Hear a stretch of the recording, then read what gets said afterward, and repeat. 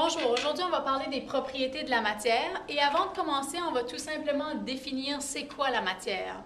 Donc la matière, c'est tout ce qui a une masse et qui occupe un espace. Donc une roche, c'est de la matière. Une table, c'est de la matière. La Terre entière, c'est de la matière et vous êtes vous-même de la matière. Si tout ce qui occupe une masse et un espace, c'est de la matière, est-ce que ça signifie qu'on ne peut pas passer à travers? Pas nécessairement, parce que quand on se déplace, on déplace des molécules de gaz, on déplace de la matière. En faisant ceci, par exemple, je déplace des molécules de gaz autour de ma main.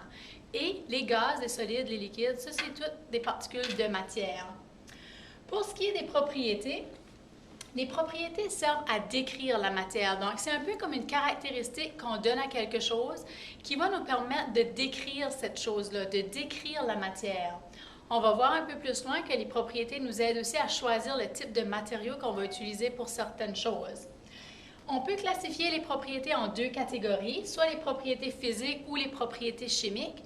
Pour les propriétés chimiques, on va en parler davantage ou on va en parler dans la vidéo 2. Aujourd'hui, on va s'attarder surtout aux propriétés physiques. Et les propriétés physiques, on les observe sans changer la matière, c'est-à-dire que la particule ou la molécule va rester la même tout au long de la description. On n'a pas besoin de faire de transformation à la matière pour être capable de l'observer ou de la décrire. Je vous donne quelques exemples.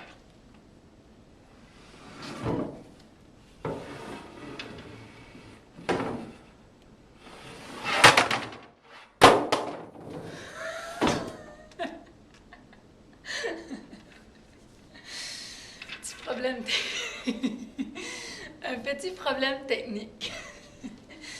Donc, premier exemple, la forme ou la couleur, par exemple, sont deux propriétés physiques de la matière. Donc, je peux observer, par exemple, une feuille de papier en disant que la feuille est blanche, qu'elle est 8,5 par 11, qu'elle est mince, qu'elle a une forme rectangulaire, et je peux dire tout ça sans changer ma feuille de papier.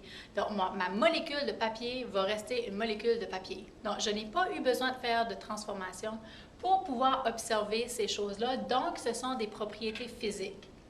Quand on parle de l'état, on parle si c'est solide, si c'est gazeux, si c'est liquide, etc. Donc, on peut décrire la matière selon son état aussi, qui est aussi une propriété physique de la matière. La malléabilité et la ductilité sont deux termes qui font surtout référence aux métaux. Les métaux sont malléables et la majorité sont ductiles. Quand on parle de malléable ou de malléabilité, on parle de la capacité de la substance d'être écrasée pour en faire des feuilles. Donc, l'aluminium, par exemple, on peut faire des feuilles d'aluminium, donc l'aluminium est malléable. Ductile veut dire la capacité d'être étiré pour faire des fils. Donc, quand on fait des bobines de fils de cuivre, on utilise la propriété de la ductilité. C'est une propriété physique qui dit qu'on peut faire des fils avec le cuivre, qui est un autre métal.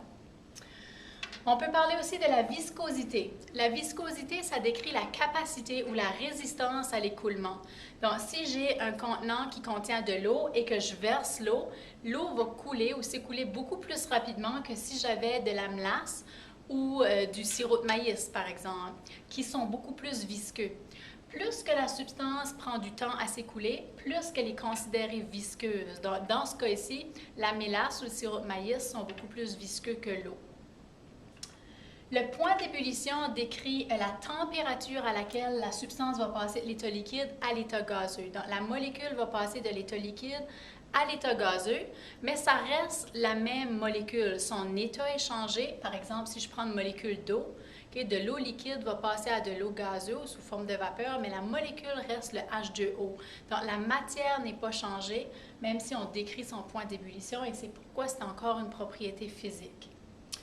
Le magnétisme fait référence à la capacité d'une substance d'être attirée par un aimant.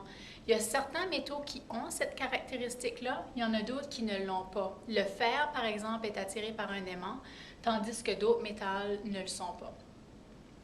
Quand on parle de la masse volumique, ça, vous en avez probablement déjà parlé au cours de vos cours de sciences précédents. La masse volumique qui est représentée par la lettre P ici, c'est la masse divisée par le volume. Donc, chaque substance a une masse volumique différente. L'eau, par exemple, a une masse volumique de 1 gramme par millilitre, ou gramme, ça fait gramme par centimètre cube si on parle d'une substance solide. Le mercure, sa masse volumique, c'est 13,6. Donc, chaque substance a une masse volumique différente. Puis ça peut aussi nous permettre à identifier certaines substances, étant donné qu'il n'y en a pas deux qui ont la même masse volumique. La dureté, c'est vraiment... on peut mesurer la dureté en disant Kireiki, par exemple. Donc, plus que c'est dur, plus qu'il y a une dureté élevée.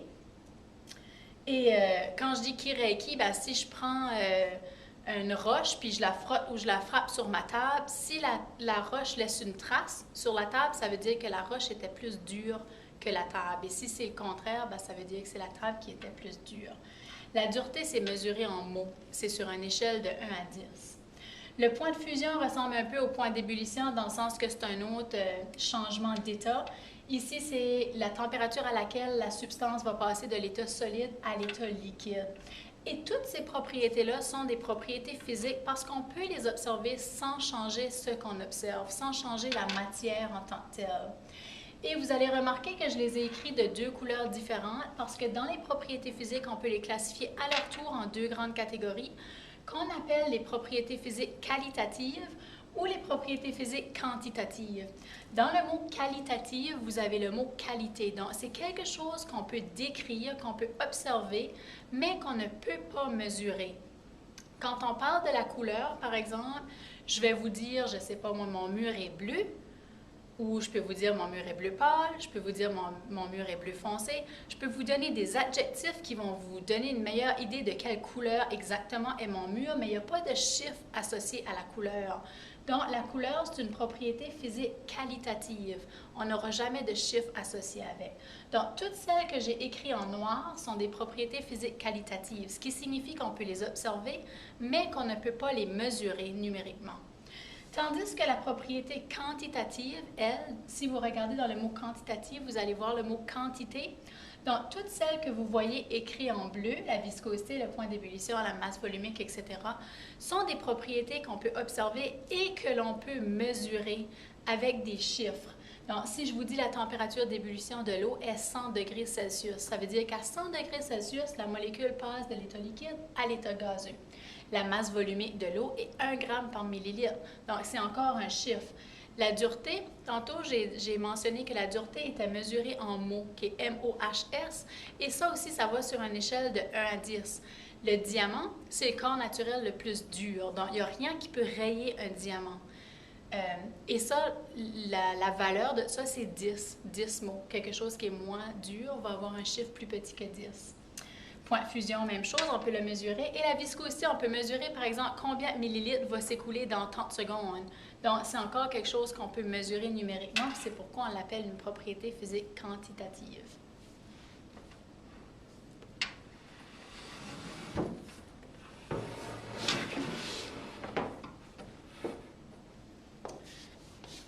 En résumé, pour les propriétés de la matière, on peut les classifier en deux grandes catégories qui sont les propriétés physiques et les propriétés chimiques.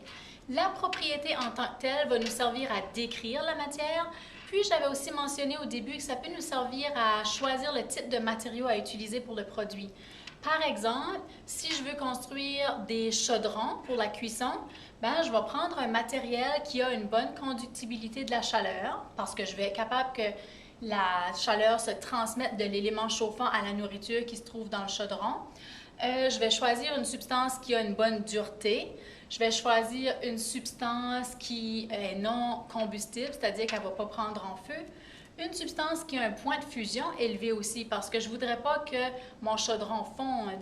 Et c'est toutes des caractéristiques qui font en sorte qu'on va choisir de faire un chaudron en acier inoxydable plutôt qu'un chaudron en bois, par exemple.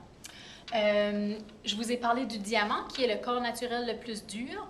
Ben, ce n'est pas la seule propriété physique qui fait en sorte que le diamant est si précieux.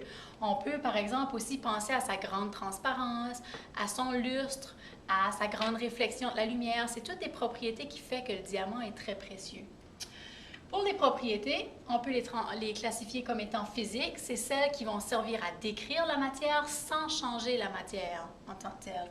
Et les propriétés chimiques, comme j'ai mentionné plusieurs fois, qu'on verra durant la vidéo 2. Et les propriétés physiques peuvent à leur tour être classifiées en tant que qualitatives ou quantitatives, dépendamment. Quantitatives, c'est-à-dire qu'on peut les observer et les mesurer numériquement, tandis que qualitatives, on les observe, mais on ne peut pas les mesurer. Donc, on ne peut pas associer un chiffre à une propriété qualitative. Et c'est tout pour l'instant.